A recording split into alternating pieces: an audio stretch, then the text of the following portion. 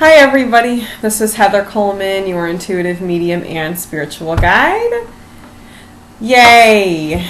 With our Choose a Card reading reveal video for April 3rd through 9th, Monday through Sunday. And I want your opinions on the hair. So I tried this thing and it only took an hour and 15 minutes with the flat iron. Okay, so it's straight with like little curls at the ends. I don't know. So I've been trying to decide. I want votes.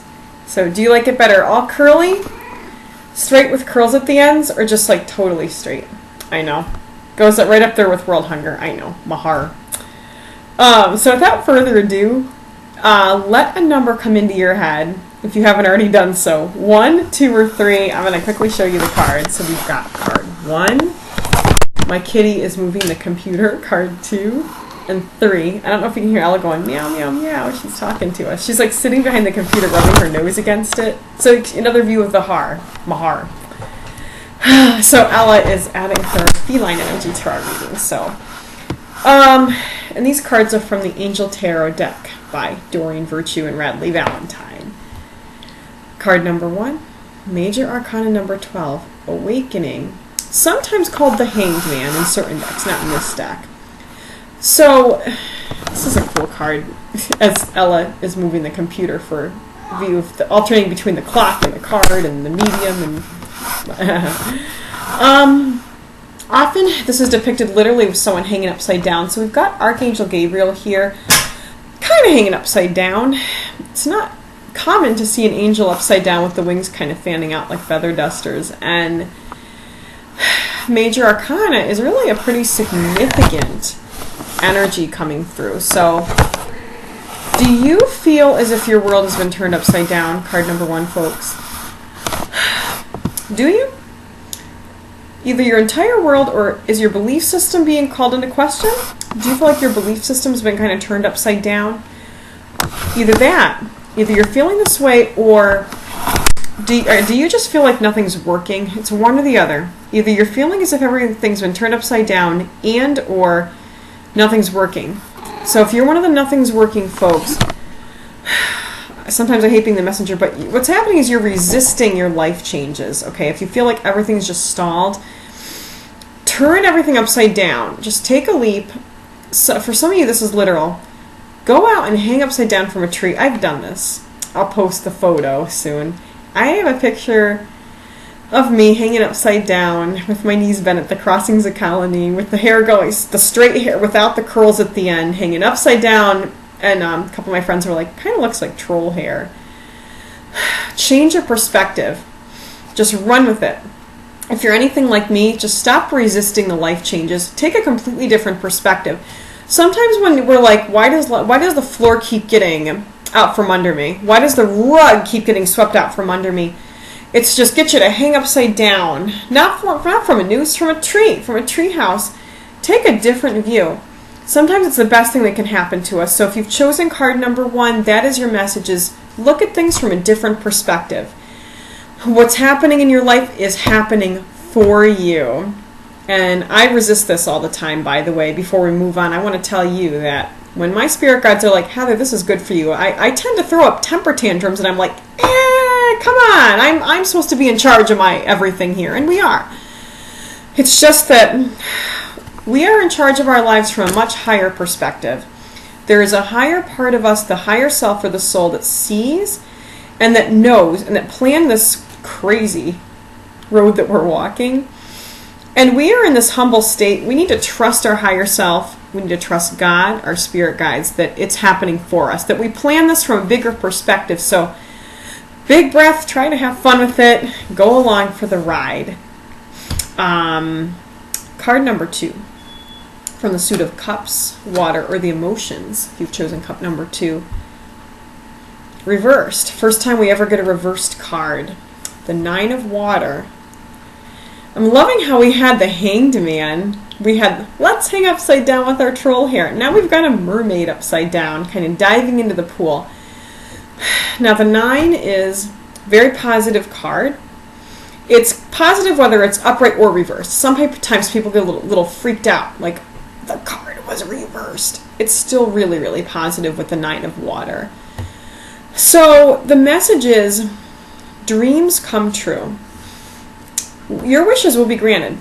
All right, whatever you're wishing for at this time is going to be granted. I am hearing 3 months or less. I'm hearing that really strong. The Nine of Water is all about emotional satisfaction and fulfillment.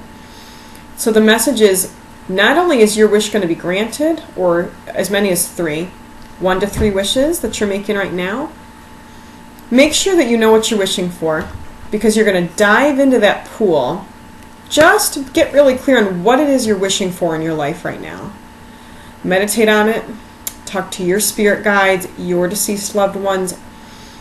Pay attention to your dreams at night and little coincidences, which are really synchronicities in your life, because your deceased loved ones are giving you clues all the time about what's really best for you. So when you make a wish, or I want this, I want that, what do I really want? And so when we have the 9, that's why it's reversed, is it's saying, yeah, this is all good, and don't worry, either way it's great, but check in a little more with yourself. What do I really want?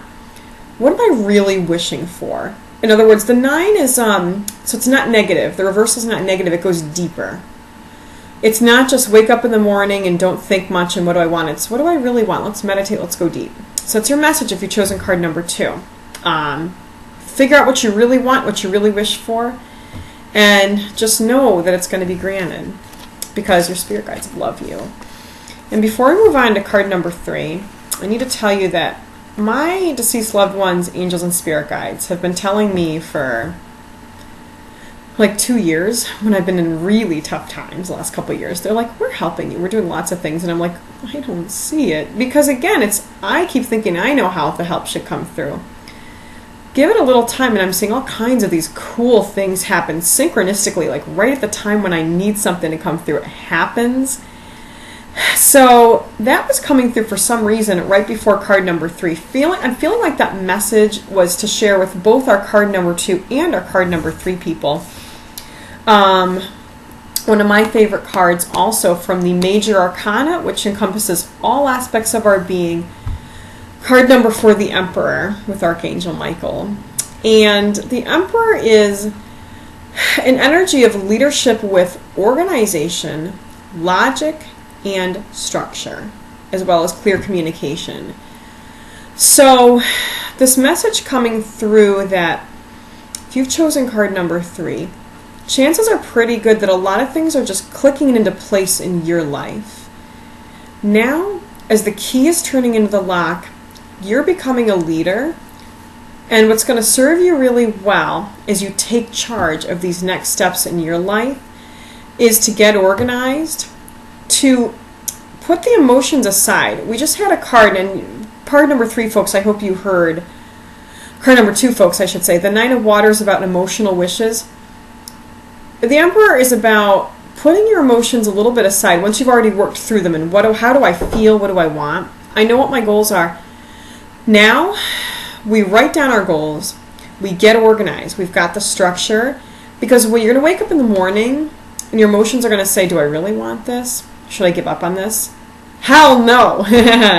Spirit's like, hell no.